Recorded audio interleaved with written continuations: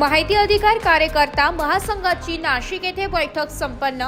सिडको पवननगर येथील नाभिक समाज मंडळ हॉल येथे माहिती अधिकार कार्यकर्ता महासंघाच्या नाशिक जिल्ह्यातील पदाधिकारी व सदस्यांची बैठक संपन्न झाली आहे। पुढील काही दिवसांमध्ये मुंबई येथील आझाद मैदान येथे शासनाचे डोळे उघडण्यासाठी व माहिती आयुक्तांची रिक्त पदे भरण्यासाठी आंदोलन करण्यात येणार असून त्या संदर्भात ही बैठक आयोजित करण्यात आली होती। यावेळी माहिती अधिकार कार्यकर्ता महासंघाचे संस्थापक अध्यक्ष सुभाष बसवेकर यांनी शासनावर सडकून टीका केली आहे। बैठकीमध्ये अनेक कार्यकर्त्यांनी आपले अनुभव सांगितले व भ्रष्टाचाराच्या विरोधात कसे लढावे याबद्दलही मार्गदर्शन करण्यात आले। या कार्यक्रमास माहिती अधिकार कार्यकर्ता महासंघाचे संस्थापक अध्यक्ष सुभाष बसवेकर, महाराष्ट्र राज्य उपाध्यक्ष शंकर वडवले, ज्येष्ठ RTI कार्यकर्ते राहुल भारती, ठाणे जिल्हाध्यक्ष अशोक पडवळ, धुळे जिल्हाध्यक्ष पूनमचंद मोरे, ठाणे प्रचार प्रमुख समाधान साळवे, किरण धुमाळ, अभिषेक बसवेकर, साहेबराव वाघ, माजी नायब तहसीलदार कन्नौर तात्या महेश पाटील, सुभाष दराडे, संतोष विधाते, सरस्वती कुरे, कल्पना पवार आदी मान्यवरांसह नाशिक जिल्ह्यातील पदाधिकारी व कार्यकर्ते उपस्थित होते। 400 शाळा याच्यातल्या जवळपास 200 ते 250 शाळा ह्या अनुदानित शाळा आहेत, 100% अनुदानित शाळा आहेत। परंतु तरी सुद्धा या शाळांमध्ये सर आज एका विद्यार्थ्याकडे म्हणजे आज सिडको परिसर आहे, समजा आमचा हा सिडको जो परिसर आहे तो पूर्ण कामगार कष्टकरी वर्ग आहे। परंतु तरी सुद्धा त्या शाळेमध्ये 100% अनुदानित असताना एका विद्यार्थ्याकडून 7,500 ते 10,000 रुपये फी घेतली जाते। मुलांकडून दर 2 वर्ष 3 वर्ष झाले कुठल्याही काही न सांगता गणवेश चेंज करून टाकतात। गणवेश घ्यायचा तर आमच्या दुकानातून घ्यायचा, मग तो बाजारामध्ये 200ला भेटत असेल तर आमच्याकडून 500ला घ्यायचा। ॲक्च्युली म्हणजे शासनाचं धोरण आहे शिक्षण विभागाचं की कुठल्याही शाळेमध्ये किंवा शैक्षणिक साहित्य विकू नये। परंतु ह्या संस्थेने पायंडा पाडलेला आहे की आमच्याच संस्थेमधूनच तुम्ही शैक्षणिक साहित्य घ्या। पुस्तकं आता नवनीत प्रकाशनाची पुस्तकं जी नवनीत प्रकाशनाची पुस्तकं हे कुठल्याही शिक्षण विभागाच्या याच्यामध्ये नाही, आपला शिक्षण सिलेबसमध्ये नाही आहे। परंतु हे नवनीत प्रकाशनाची पुस्तकं घ्यायला लावतात, त्याची एकूण टोटल जर मारली तर 650 रुपये भरते। परंतु दरवर्षी मुलांना 2250 रुपयाची पुस्तकं खरेदी करावं लागतात। त्याच पद्धतीने प्रत्येक वर्गामध्ये अशी परिस्थिती आहे की एका वर्गामध्ये आपल्याच्या मदत सुद्धा निघून जातात। इतकं भव्य काम आहे। असं एक काम सांगतो, एका स्टॅम्प वेल्डरची जोडी होती मालेगावमध्ये आणि खूप बुजुर्ग होती। दुय्यम निबंधक सहकारी याचे रजिस्ट्रेशनचे ज्याला खंडी विक्रीचे दुय्यम निबंधक म्हणतो, त्यांनी सगळे हाताशी धरले होते। त्यांना पैसे मिळायचे, खोटे नाटे कागदपत्र द्यायचे, आपण कागदपत्र द्यायचे, खरेदी करून घ्यायच्या, स्टॅम्प ड्युटी बुडवायची आणि वरून यंत्रणेवर दादागिरी करायची आणि असं वर्षानुवर्ष सुरू होतं। एक वैतागलेला स्टॅम्प एवढा दुसरा आमच्याकडे आला, काय फिरला। बाकीचे सुद्धा माहिती अधिकार कार्यकर्ते काम करणारे एक संघटना पण आहेत आणि म्हणून त्यांनी मदत घेतली, ती मॅनेज झाली। तो प्रकार आपल्यासाठी म्हणजे आपल्यासाठी म्हणण्यापेक्षा प्रशासनामध्ये आणि राजकारण सगळ्या क्षेत्रात मॅनेज हा प्रकार आहे खूप वाईट आहे आणि पद्धतीचं जे काम आहे, कारण यामध्ये आपण केलेलं काम कुणालाही रुचत नाही, कुणालाही पटत नाही आणि ज्या ठिकाणी आपण जातो त्या ठिकाणी आपल्याकडे त्या अधिकाऱ्यांचा पाहण्याचा दृष्टिकोन हा फार वेगळा असतो। ऑलरेडी चोर ते असतात, परंतु कावीळ त्यांना झालेली असते आणि ते आपल्याकडे पाहतात की हे 5-25 रुपये 1000 रुपये मागायला येणार, हा त्यांचा तो दृष्टिकोन असतो।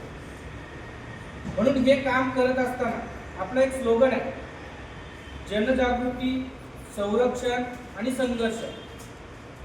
आता या पद्धतीने जर आपण काम केलं तर आपण याच्यामध्ये सक्सेस होऊ शकतो।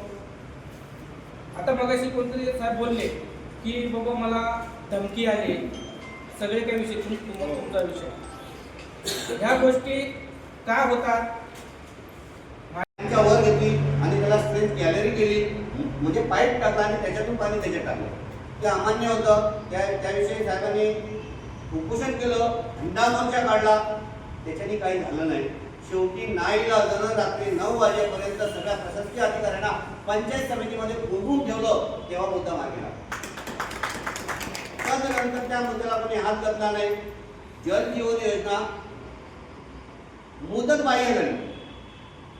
ठाणे जिल्ह्यामध्ये एकेका कॉन्ट्रॅक्टरला एकेका तालुक्यामध्ये 20 टेंडर दिले गेले आणि त्यातील 20% योजना पूर्ण झाल्या, 80% योजना आजपर्यंत बाकी आहे. हा मुद्दा आम्ही तिथे घेतलाय, नाशिकमध्ये तोच मुद्दा असेल. आम्ही मुद्दा घेतला तर दुसऱ्या दिवशी संबंधित कार्यकारी अभियंत्याला डायरेक्ट मंत्रालयातून पत्र आलं, त्यांची बदली पनवेलला गेली. साहेबांच्या उपोषणाचं सांगायचा मुद्दा की जो आपण 200 कार्यकर्ते होते. परंतु असो, मला एवढं सांगायचं आहे, जंगल जरी असलं त्या जंगलात 5च वाघ असतात, परंतु पूर्ण जंगल ते हादरवतात. तसं तुम्ही एवढे जरी कार्यकर्ते आहेत, पूर्ण नाशिकला हादरू शकता, एवढी मला गॅरंटी आहे. आज या जिल्ह्यामध्ये अतिशय वेगळ्या पद्धतीने कार्यभार चालू आहे आणि तो कार्यभार आपल्याला मुळासकट उचलून काढायचा आहे, मुळासकट उचलून टाकायचा आहे. तर आदरणीय बसवेकर साहेबांच्या प्रेरणेने आपल्याला ते काम करायचं आहे. आज माहिती अधिकार कार्यकर्ता आम्ही मालेगाव की नक्की विजय आपला होत असतो. आताच बघा शंकर वडवले किंवा आपले पडवळ साहेब कुणीतरी बोललं की भ्रष्टाचार कधीच संपणार नाही. ही खरी गोष्ट आहे की भ्रष्टाचार संपणार नाही. 10,000 वर्षापूर्वी चालू होता, पांडवाच्या काळात होता, कौरवाच्या काळात होता काय, आणि रामायणामध्ये बी होता आणि आज बी आहे. भ्रष्टाचार कधी संपणार नाही, परंतु अर्जुनही कधी मरत नाही आणि रामही कधी हरत नाही. त्यामुळं आपली जी बाजू आहे ना, ती आपली बाजू आपण नेत्यांना लढवत राहतो. फक्त आपली लढाई आपण अर्ध्यावर सोडायची नाही. शेवटपर्यंत लढला तो सुद्धा जिंकलेला असा. अर्ध्यावर सोडून दिलं की मग सगळं संपतं. आणि ज्यावेळेस आपण आपल्या मनामध्ये जिद्द ठेवतो आणि आपल्या मनामध्ये आपण एक संकल्प, आपला दृढ संकल्प असतो आणि एक अधिष्ठान असतं की मला ही लढाई शेवटपासून लढायची, तर तुम्हाला सांगतो त्याच्या इतकं समाधान कोणचं नाही. जिंकण्याचं समाधान असण्यापेक्षा लढण्याचं समाधान जर आपण शोधलं तर आपण कधी थकणार नाही, आपण कधी नावजोत होणार नाही, आपण कधी हतबल होणार नाही. फक्त लढण्यात सुद्धा आपल्याला समाधान शोधावं लागतं. आणि हे बघा, दिंडोरीहून एक दिव्यांग बंधू आपल्याला आलाय की आपल्यासाठी आज प्रेरणा झालेला आहे की मी जर लढू शकतो, मी जर येऊ शकतो, तर तुम्ही सगळे धडधाकट लोक आहात. तुम्ही हतबल व्हायचं कारण नाही, तुम्ही निराश व्हायचं कारण नाही. परिस्थिती फार वाईट आहे मित्र. या देशामध्ये जागरूक नागरिक घडू नये, या देशामध्ये प्रश्न विचारणारे नागरिक घडू नये, या देशामध्ये लोकशाही वाचवणारे नागरिक घडू नये, या देशातलं प्रशासन चांगलं शुद्ध राहावं असा आग्रह करणारे नागरिक असू नये. या विचाराचं सगळं शासन आणि प्रशासन आहे. या विचाराचे तुमच्या माहिती सांगतो की ब्युरो रिपोर्ट, नाशिक लोकशाही न्यूज, नाशिक.